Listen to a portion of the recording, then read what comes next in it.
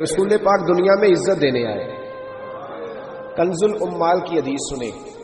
حضرت عائشہ صدیقہ رضی اللہ تعالیٰ عنہ حدیث کی راوی ہیں. کہتے ہیں میں بیٹھی تھی حضور کی بارگاہ میں. دوپہر کا وقت حضور کے کیلولا کا وقت ہوتا تھا. اس وقت صحابہ نہیں آتے تھے. حضور دوپہر کو تھوڑا آرام کرتے. اب تو ہم بڑے بہادر ہیں نا, بالخصوص محفلوں کے لوگ بڑے بہادر ہیں, بڑے دلیر لوگ ہیں. 3 بجے سو کے بھی فجر جماعت سے پڑھ لیتے. دلیری ہے نا جی. حالانکہ بڑا مشکل ہوتا ہے 1-2 بجے سو کے سویرے فجر کی نماز ہے, لیکن میں دلیر سمجھتا ہوں کہ جو بندہ 2 بجے سوئے پھر فجر پڑھ لے, یہ اس کی دلیری ہے. یا پھر شب زندہ دار ہوتے ہوں گے, ساری رات جاگتے ہوں گے, یہی ہو سکتا ہے. نبی کریم علیہ السلام عشاء کے بعد سو جاتے تھے اور پسند کرتے تھے عشاء کے بعد سونا. فجر میں حضور تہجد کے وقت بیدار ہوتے تھے, اور تہجد پڑھنا حضور کی دائمہ اور متواترہ سنت ہے. دعا کرو میلاد کی محفلوں میں تہجد کے فضائل بھی بیان ہونے شروع ہو جائیں. آمین تو کہہ دو. یہ بھی نبی پاک کی سنت ہے. مٹھائی کھانا صرف حضور کی سنت نہیں, تہجد کی نماز دائمہ متواترہ سنت ہے نبی پاک علیہ السلام, ہمیشہ پڑھی نبی کریم نے. تو صبح جلدی اٹھ جاتے تھے. اب نیند کی وہ جو کمی انسانی طبیعت میں رہ جاتی ہے, اس کے لیے امت کے لیے اسوہ چھوڑنے کے لیے حضور دوپہر کو آرام کرتے تھے. حضرت عائشہ صدیقہ رضی اللہ تعالیٰ عنہ فرماتی ہیں اس وقت بالعموم صحابہ نہیں ملنے آیا کرتے. سمجھ آ رہی ہے میری باتوں کی؟ صحابہ اس وقت ملنے نہیں آتے تھے, ان کو پتا تھا یہ حضور کے آرام کا وقت ہے. کہتے ہیں ایک بوڑھی خاتون ایک دن آ گئی دوپہر کو. عام روٹین میں لوگ نہیں آتے تھے. وہ آئی, اس کے ہاتھ میں چھڑی تھی, لاٹھی پکڑی تھی. اس نے دروازے پہ دستک دی. جب میں نے پوچھا کون ہے تو وہ عورت بولی. توجہ کرنا بات پہ. حضور آرام کر رہے تھے. کہتے وہ عورت جب بولی نا, اللہ کے محبوب چارپائی پہ اٹھ کے بیٹھ گئے. اس کی آواز کانوں سے ٹکرائی, حضور اٹھ کے بیٹھ گئے. دروازہ کھولا, وہ خاتون اندر آئی تو بڑی دنیا آتی تھی, اور جس انداز میں نبی پاک نے اس کا استقبال کیا ایسا کم ہوتا تھا. حضور کھڑے ہو گئے, پھر محبوب پاک نے بٹھایا.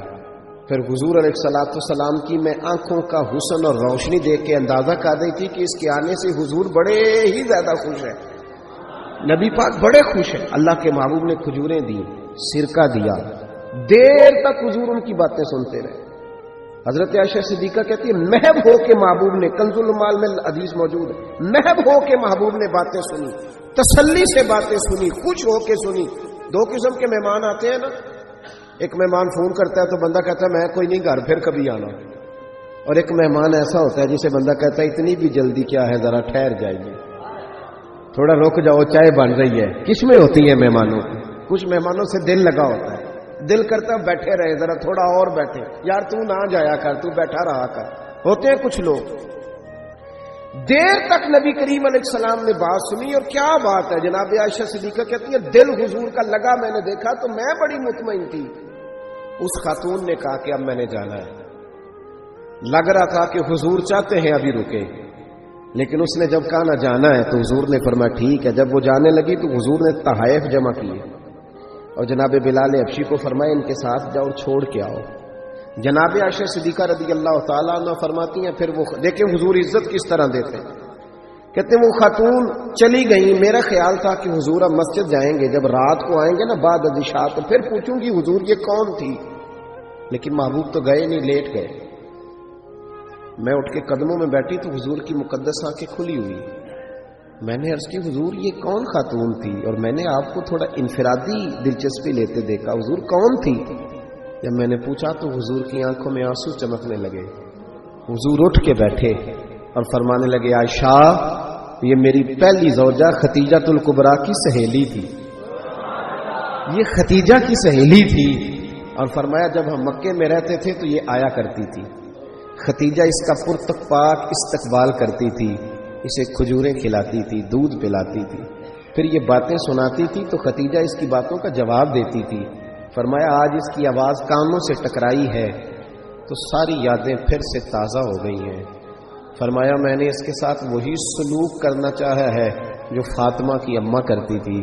میں نے وہی عزت دینی چاہیے جو وہ دیتی تھی. اور حدیث کا آخری جملہ اتنا شاندار ہے کہ اس جملے کو یاد کر لے تو دستور بن جائے ہمارے لیے. محبوب نے فرمایا عائشہ حسن العہد من الایمان, تعلق اچھے طریقے سے نبھانا یہ بھی ایمان کا حصہ ہے. حسن العہد من الایمان، اچھے طریقے سے تعلقات نبھانا، وعدے نبھانا، عہد نبھانا، یہ بھی ایمان کا حصہ ہے۔ بھائیو، حضور نے عزت دی، نبی کریم نے وقار دیا، حضور ہر آنے والے کو عزت دیتے، احترام کرتے۔ ہمارے ہاں نا ایک بات چلتی ہے، میری طرح جو لوگ پیر کہلانے لگتے ہیں یا مولوی کہلاؤں، ان کا ایک بات چلتی ہے، کہتے ہیں میں کیسے جاؤں، میں تو کنواں ہوں، تو پیاسے خود آئیں، میں خود جاؤں جا کے کسی کو۔ ہمارے ہاں بھی اشتہار چھپتے ہیں، دروازہ دستک دے کے کوئی دعوت نہیں دیتا کہ آج محفل ہے آ جانا، یہ رواج نہیں ہے ہمارا۔ حالانکہ اشتہار چھپانا تو بدعت ہے، چلو بدعت حسنہ کر لیں، یہ الگ بات ہے کہ اس والی بدعت پر مولوی کوئی نہیں بولے گا، چونکہ سب کے نام لکھے ہوتے ہیں نا، ان کے بھی لکھے ہوتے ہیں، لہذا اس بدعت کا ذکر نہیں کرتے۔